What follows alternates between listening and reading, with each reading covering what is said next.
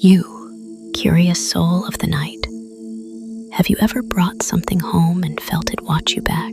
The following horror stories begin with ordinary objects that soon reveal they're not as ordinary as they seem.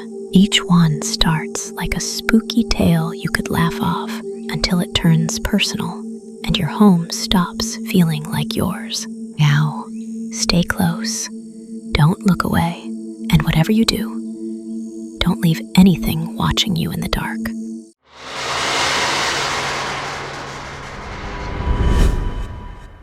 I inherited my grandmother's house after she died, an old Victorian at the end of a narrow road.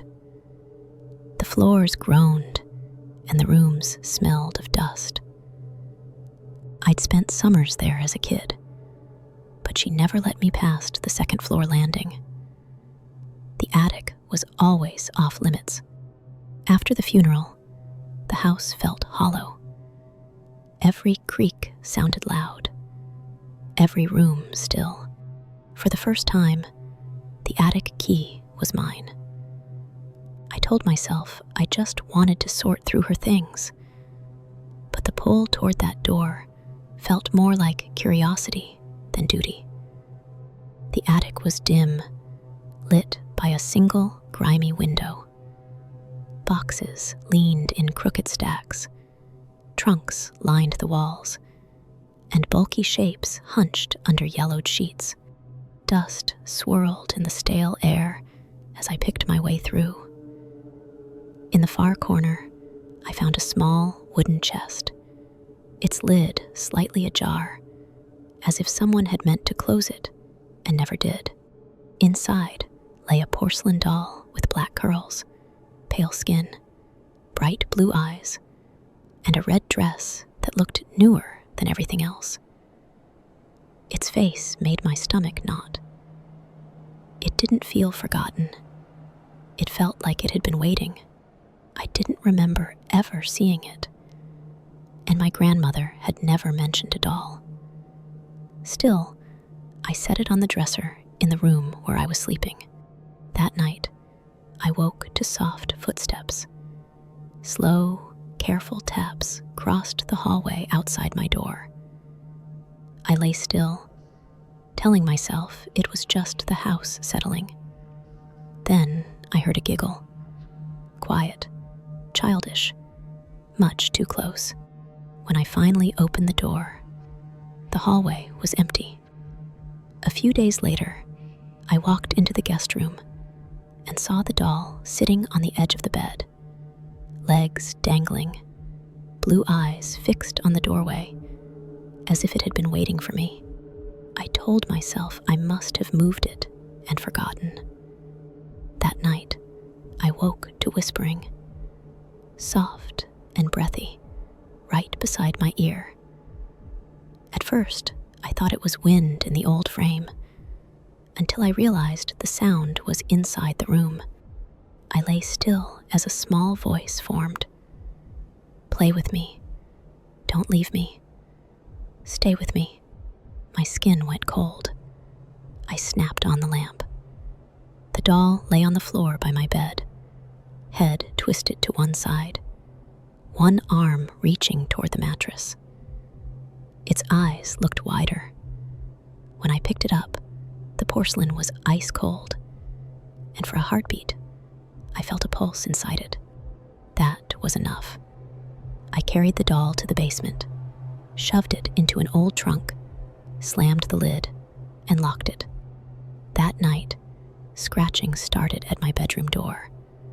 Slow at first, then faster, more frantic. Tiny footsteps creaked on the stairs, stopped outside my room, and paced back and forth. At dawn, the trunk stood open. The lock snapped. The doll gone. I moved out soon after. Years later, I still wake to a child's giggle at my ear, as if it finally found me.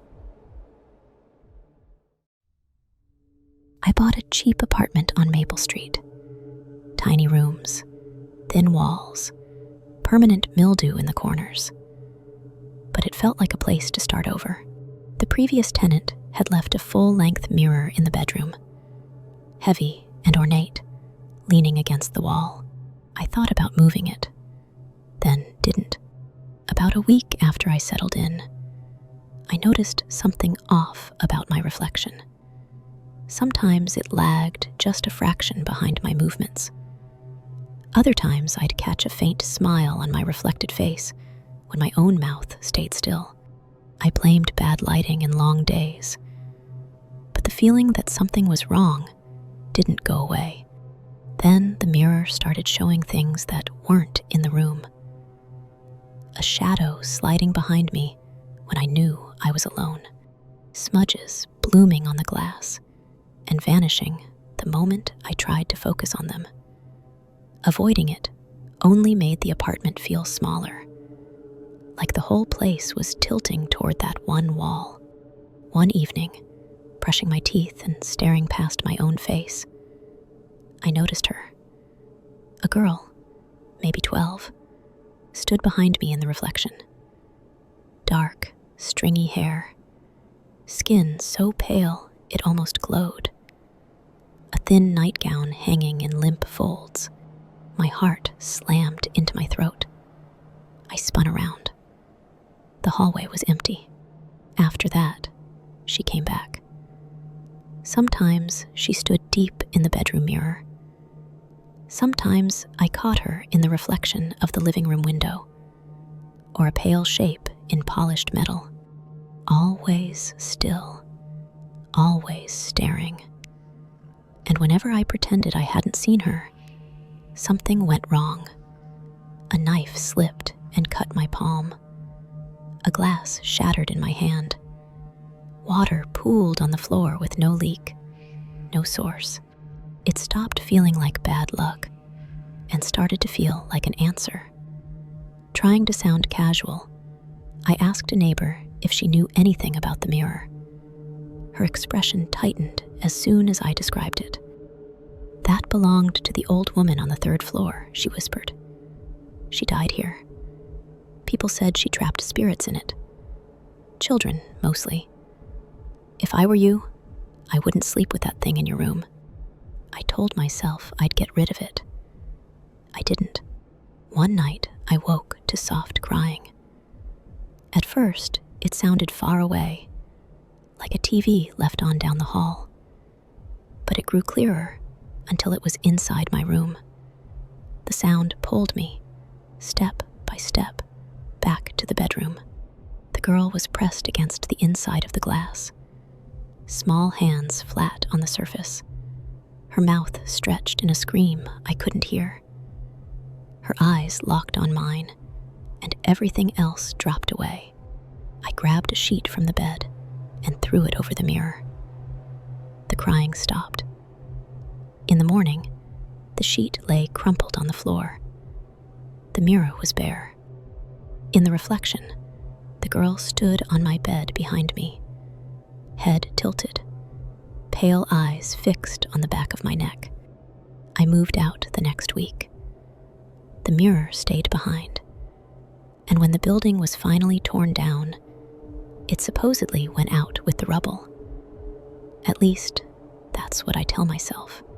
Because now, whenever I pass a reflective surface, a shop window, a bathroom mirror, a dark TV screen, I sometimes see the outline of a thin nightgown and a small, pale face behind my own, just for a heartbeat, long enough to know she's still there, waiting for someone new to notice her. I never thought about technology until it started watching me. The iPhone was a tool for work and late-night scrolling. Then, one evening, while I was brushing my teeth, it buzzed with a notification that made my stomach drop. "Unknown AirTag detected near you. This item has been moving with you." I didn't own an AirTag. I lived alone, rarely went out, and almost never had visitors. So I told myself it had to be a glitch, some neighbor's tag bleeding through the wall. I cleared the alert, set the phone on the sink, and tried to laugh it off.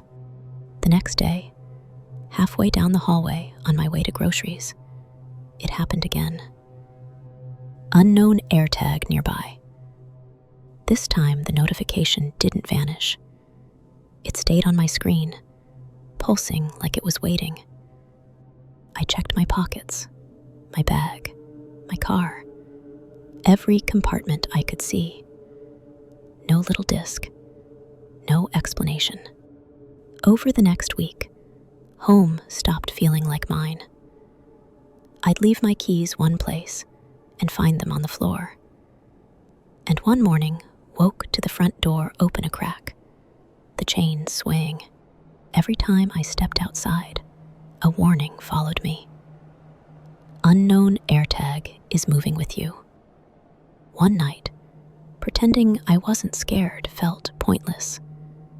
So I opened the tracking feature in the app and watched the AirTag icon slide out of town to a zone of warehouses, where I followed it and stood in a dark doorway, staring at a blinking dot that claimed it was right in front of me, while my eyes found nothing but dust and concrete.